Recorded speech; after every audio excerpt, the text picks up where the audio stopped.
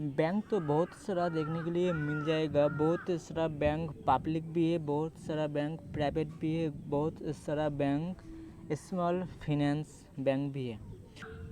लेकिन इसी तरह से अगर देखा जाए कि पब्लिक सेक्टर बैंक जितने भी होते हैं मैक्सिमम बैंक ही होते हैं फ़ायदेमंद, क्योंकि as per the bank terms and conditions हर बैंक के अंदर अपना अपना एक मिनिमम बैलेंस का क्राइटेरिया रहता है। यानी कुछ कुछ बैंक के अंदर मिनिमम बैलेंस आपका रखना पड़ते हैं 1000 रुपीज़, कुछ कुछ बैंक के अंदर आपका मिनिमम बैलेंस रखना पड़ते हैं 5000 रुपीज़, कुछ कुछ बैंक के अंदर मिनिमम रखना पड़ते हैं 10,000, कुछ कुछ बैंक के अंदर रहते हैं 1 लाख, 1.5 लाख, 2 लाख, कुछ इस तरह से रहते हैं। और बहुत सारे बैंक भी है जिनके अंदर जीरो बैलेंस अकाउंट भी है, यानी जीरो बैलेंस आप रख सकते हो। कोई भी पैसा अगर आप नहीं भी रखते हो तो कोई भी चार्जेस नहीं लगेगा, कोई भी प्रॉब्लम आपके साथ नहीं होगा, आपको कोई भी प्रॉब्लम पे पड़ना नहीं होगा।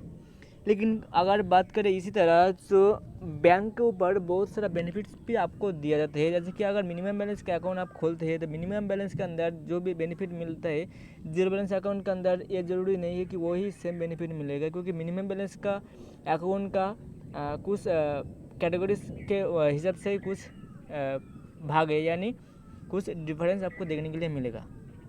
और कुछ इस तरह से ही आज का इस वीडियो का टॉपिक रहेगा एक पब्लिक सेक्टर बैंक जिनका नाम है इंडियन ओवरसीज़ बैंक। जी हाँ, इंडियन ओवरसीज़ बैंक आखिर में क्या है, इंडियन ओवरसीज़ बैंक के अंदर आखिर में बेनिफिट क्या है, फीचर्स क्या है। इंडियन ओवरसीज़ बैंक के अंदर अगर आपको अकाउंट खोलना है तो आप क्या खोल सकते हैं नहीं, या फिर इंडियन ओवरसीज़ बैंक के अंदर अगर आप अकाउंट खोलते हो तो आपको कितना तक बेनिफिट मिल सकते हैं as compare to private sector, as compare to दूसरा अदर बैंक्स। इस वीडियो पे मैं वही बताने के लिए कोशिश करूँगा, इंडियन ओवरसीज़ बैंक के बारे में जितना हो सके उतना मैं क्लियर करने के लिए कोशिश करूँगा।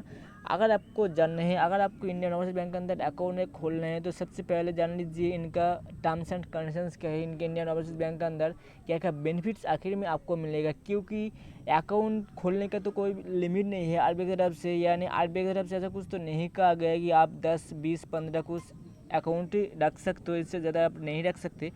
आरबीआई की तरफ से ये सीधे सीधे कहा गया है कि आप जितने मर्जी उतना अकाउंट खोल सकते हो, उतने अकाउंट आप रख सकते हो, उतना अकाउंट आप मेंटेन कर सकते हो। लेकिन बैंक का जो भी टर्म्स एंड कंडीशन है उसे आपको फॉलो करना है, जैसे कि मिनिमम बैलेंस का क्राइटेरिया और जो भी टर्म्स एंड कंडीशन है, जो भी चार्जेस है वो आपको देना होगा। चाहे आप 10 अकाउंट क्यों ना रखो, चाहे वो 100 अकाउंट क्यों ना हो, या फिर चाहे वो 200 अकाउंट्स क्यों ना रखो। और कुछ इस तरह से ही इंडियन ओवरसीज़ बैंक के बारे में मैं कोशिश करूँगा पूरा डिटेल्स के साथ बताने के लिए। अगर आप सोच रहे हैं कि इंडियन ओवरसीज़ बैंक के अंदर एक अकाउंट खोलना, एक अकाउंट को रखना इंडियन ओवरसीज़ बैंक के अंदर, अगर आपको जानना है, अगर आपको पता करना है डिटेल्स के बारे में तो वीडियो को लास्ट तक देखिए, किसी भी जगह पे स्किप ना करें, नहीं तो बहुत कुछ आप मिस कर जाओगे जो आखिर में आपके लिए हेल्पफुल हो सकते हैं, जो आखिर में आपको जानना चाहिए। चलो फ्रेंड्स, रियल टेक अगर बात करें इंडियन ओवरसीज़ बैंक, तो इंडियन ओवरसीज़ बैंक एक पब्लिक सेक्टर बैंक, यानी अगर कहे तो गवर्नमेंट सेक्टर बैंक। और इंडियन ओवरसीज़ बैंक क्योंकि एक पब्लिक सेक्टर यानी एक गवर्नमेंट सेक्टर बैंक, इसलिए इनका बेनिफिट्स फीचर्स प्राइवेट बैंक से थोड़ा तो कम होगा, लेकिन इनका जो भी मिनिमम बैलेंस का क्राइटेरिया है वो बहुत ही कम रहता है। अगर बात करते हैं कोई भी पब्लिक सेक्टर बैंक के अंदर, चाहे वो पंजाब नेशनल बैंक, चाहे वो कैनरा बैंक, चाहे वो सिंडिकेट, या फिर चाहे वो बैंक ऑफ बड़ौदा, ये सब जो भी पब्लिक सेक्टर बैंक है, फिर बैंक ऑफ इंडिया भी इनके अंदर शामिल है, या फिर स्टेट बैंक भी शामिल है। तो ये सब बैंक के अंदर जो मिनिमम बैलेंस आपको रखना पड़ते है वो 500 रुपीज़ से शुरू होकर 3000 रुपीज़ तक जाते हैं मैक्सिमम। वो metro, urban, rural, semi urban, semi rural, इस सब के ऊपर डिपेंड कर मिनिमम बैलेंस रखा जाता है, मिनिमम बैलेंस लिया जाता है आम ग्राहकों से, आम यूजर्स से। लेकिन जो भी जो अकाउंट्स रहते हैं, यानी सिंडिकेट अगर बात करते हैं तो सिंडिकेट बैंक क्योंकि था पब्लिक सेक्टर बैंक, इसलिए पब्लिक सेक्टर को पब्लिक सेक्टर के साथ मार्च करके आप कर दिए कैनरा बैंक। ओके, अगर बात करते हैं इंडियन ओवरसीज़ बैंक का, तो इंडियन ओवरसीज़ बैंक भी एक पब्लिक सेक्टर बैंक यानी एक गवर्नमेंट सेक्टर बैंक। क्योंकि एक पब्लिक सेक्टर या फिर government sector bank Indian overseas bank है, इसलिए इनके अंदर मिनिमम बैलेंस का क्राइटेरिया बहुत ही कम है, जो आपके एफोर्डेबली रहेगा, यानी आप रख सकते हो। तो आखिर में सबसे पहले सर्च करते हैं इंडियन ओवरसीज़ बैंक का वेबसाइट। तो इंडियन ओवरसीज़ बैंक जब भी आप लिख कर सर्च करते हो तो आपके सामने कुछ इस तरह से ऑप्शन मिल जाएगा, यानी इनका जो वेबसाइट रहेगा, जो सबसे पहले रहेगा इंडियन ओवरसीज़ बैंक का ऑफिशियल वेबसाइट www.iob.in। इस पर क्लिक करने के बाद नेक्स्ट पेज कुछ इस तरह से रहेगा, यानी इंडियन ओवरसीज़ बैंक का होम पेज आएगा, लैंग्वेज सेलेक्ट करना होगा। और लैंग्वेज सेलेक्ट कर लिया, करने के बाद देख सकते हैं पूरा इंटरव्यू आ चुका है इंडियन ओवरसीज़ बैंक का।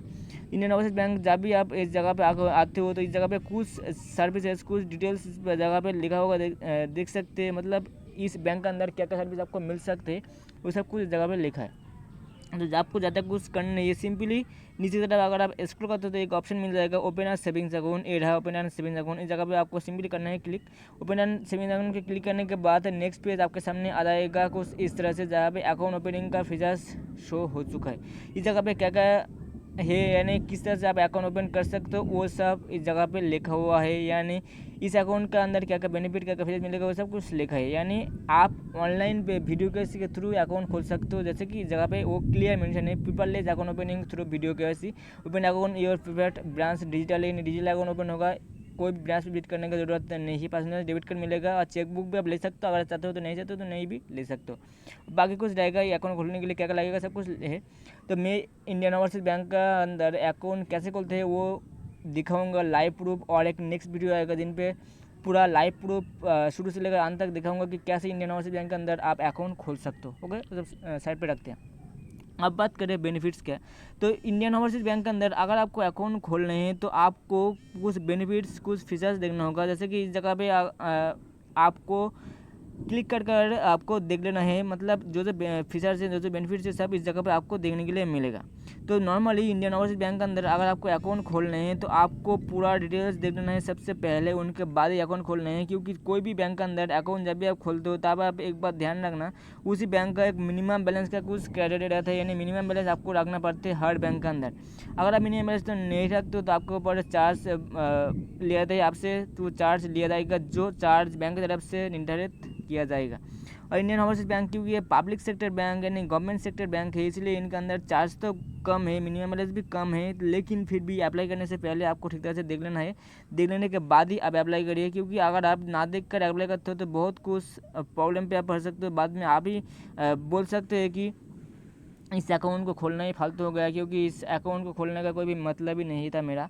और अकाउंट क्योंकि एक बार खुल गया तो अकाउंट खोलने के बाद जब भी आप अकाउंट को बंद करने के लिए जाते हैं तो बंद करने के लिए भी इनका मिनिमम क्राइटेरिया रहते हैं। यानी अकाउंट का अगर कोई भी माइनस बैलेंस जाते हैं तो माइनस बैलेंस को प्लस करना पड़ता है, उनके बाद आप बंद कर सकते हो। और विद इन 30 डेज आप बंद नहीं कर सकते हो। ये सब कुछ क्राइटेरिया है जो विद इन एक साल के अंदर अगर आप बंद करते हो तो आपको कोई भी चार्जेस देना नहीं होगा। एक साल के बाद अगर करते हो तो आपको कुछ चार्जेस देना होगा, अकाउंट क्लोजिंग चार्ज, ऐसा कुछ बहुत सारा टर्म्स एंड कंडीशन है जो आप पढ़ सकते हो। मतलब ये सब जो भी टर्म्स एंड कंडीशन है वो हर बैंक के लिए सेम नहीं है। कुछ कुछ बैंक से जहाँ पे मिनिमम जो अकाउंट क्लोजिंग फीस लेते हैं, कुछ कुछ बैंक के अंदर कोई भी अकाउंट क्लोजिंग फीस ऐसा कुछ नहीं लेते।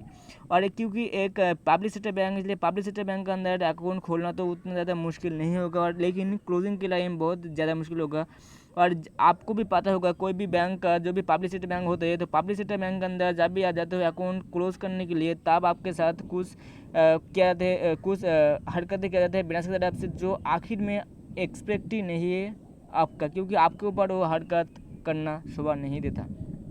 लेकिन क्या करें, पब्लिक सेक्टर बैंक जो भी रहते हैं वो क्योंकि गवर्नमेंट सेक्टर ही है, गवर्नमेंट का अंडर ही रहते हैं, इसलिए इनके ऊपर बोलने का कोई भी हक नहीं है। यानी इनके ऊपर कोई भी मालिक नहीं है जो इन्हें ये समझे कि ग्राहकों के साथ कितना अच्छे से व्यवहार किया जाता है। तो आप सबसे पहले बात करते हैं इंडियन ओवरसीज़ बैंक का अंदर क्या क्या चार्जेस है, क्या क्या चीज़ है, ये सब कुछ सबसे पहले देख लीजिए। मिनिमम बैलेंस क्या है, इतना। तो इंडियन ओवरसीज़ बैंक के अंदर अगर आपको एक अकाउंट खोलना है, एक रेगुलर सेविंग्स अकाउंट, तो आपको मिनिमम बैलेंस रखना होगा 1000 रुपीज़। अगर आप चेकबुक लेते हो तो, अगर आप चेकबुक नहीं लेते हो तो आपको मिनिमम बैलेंस रखना होगा 500 rupees for urban and metro city. Okay, अगर आप मेट्रो सिटी पे रहते हो यानी एक शहरी क्षेत्र पे रहते हो, और अगर आप एक चेकबुक लेते हो तो आपको मिनिमम बैलेंस रखना होगा 1000 रुपीज़। अगर आप चेकबुक नहीं लेते हो तो आपको मिनिमम बैलेंस रखना होगा 500 रुपीज़, यानी 500 रुपीज़। लेकिन अगर आप गाँव की तरफ रहते हो यानी सेमी अर्बन और रूरल की तरफ अगर आप रहते हो तो आपको मिनिमम बैलेंस रखना होगा 100 रुपीज़। अगर आप चेकबुक नहीं लेते हो, लेकिन अगर आप चेकबुक लेते हो तो आपको रखना होगा मिनिमम बैलेंस 250 रुपीज़। ओके, यानी मिनिमम बैलेंस का क्राइटेरिया बहुत ज़्यादा कम है। जो अगर आप चेकबुक लेते हो तो आपको 1000 रुपीज़ मेट्रो सिटी पे, अगर आप नॉन मेट्रो सिटी पे रहते हो तो अगर आप चेकबुक लेते हो तो आपका मिनिमम रहेगा 250 रुपीज़। लेकिन अगर आप चेकबुक नहीं लेते हो तो मेट्रो के लिए आपका रहेगा ₹500 नॉन मेट्रो के लिए आपका रहेगा ₹100 मिनिमम बैलेंस जो आपको मेंटेन करना होगा। अगर आप नहीं मेंटेन करते हो तो आपको चार्जेस भरना पड़ सकते हैं जो मिनिमम बैलेंस का रूप से आपका लिया जाएगा।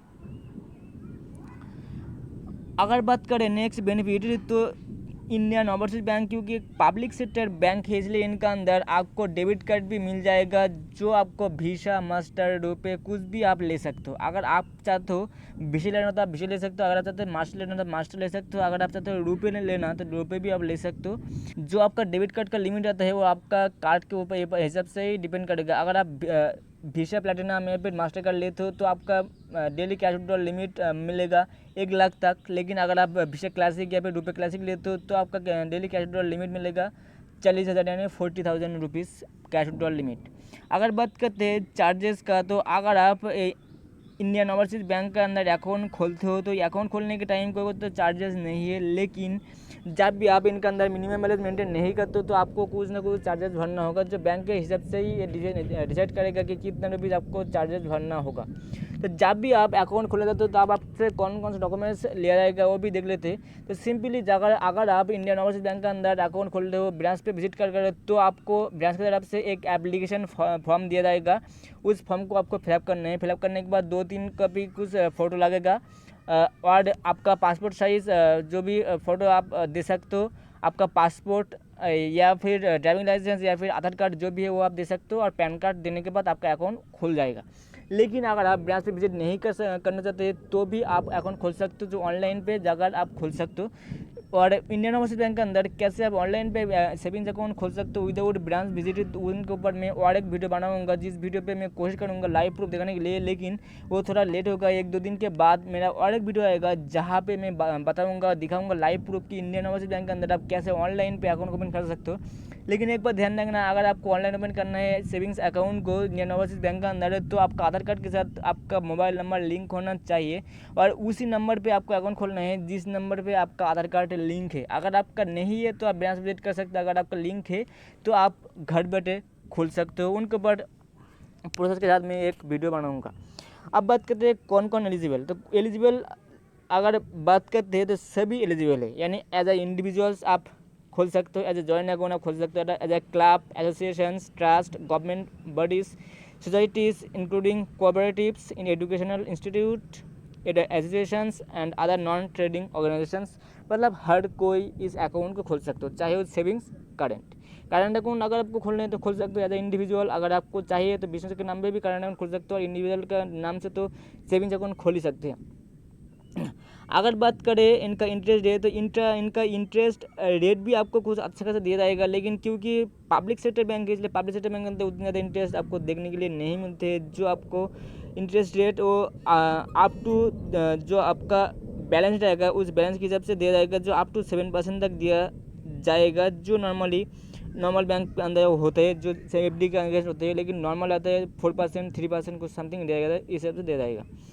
अगर बात करते हैं जो अकाउंट आप खोलोगे इस अकाउंट के अंदर आपका बेनिफिट्स क्या रहेगा, क्योंकि एक सेविंग्स अकाउंट है, एक गवर्नमेंट सेक्टर यानी पब्लिक सेक्टर सेविंग्स अकाउंट है, इसलिए इनके अंदर आप वो सारे काम कर सकते हो जो आप चाहते हो, चाहे वो यूपीआई, चाहे वो एनईएफटी, चाहे वो आरटीजीएस, चाहे वो दूसरा कोई भी एक्टिविटीज़ जो आप नॉर्मली बैंक के साथ करते हो वो भी आप कर सकते हो कोई प्रॉब्लम नहीं। और ये अकाउंट को अगर आप खोलते हो तो अगर आप चेक लेते हो तो चेक भी आपको दिया जाएगा, लेकिन चेक लेने के बाद मिनिमम बैलेंस थोड़ा बढ़ जाएगा। और जो भी डिटेल्स जो भी चीज़ आप इंडियन ओवरसीज बैंक का वेबसाइट पे विजिट कर आप चेक कर सकते हो और इनका लिंक मैं इस वीडियो को डिस्क्रिप्शन बॉक्स पे दे दूंगा, आप उस जगह पे विजिट कर चेकआउट कर सकते हो अगर आपको जानना है, अगर आपको देखना है तो ये तक बस वीडियो आज जो मैं एक्सप्लेन किया आपके थोड़ा हेल्प हुआ। अगर video please like comment share subscribe करना मत भूलिए। Video have a good day. और अकाउंट ओपनिंग के प्रोसेस के लिए नेक्स्ट वीडियो आएगा, उस वीडियो को देख लेना।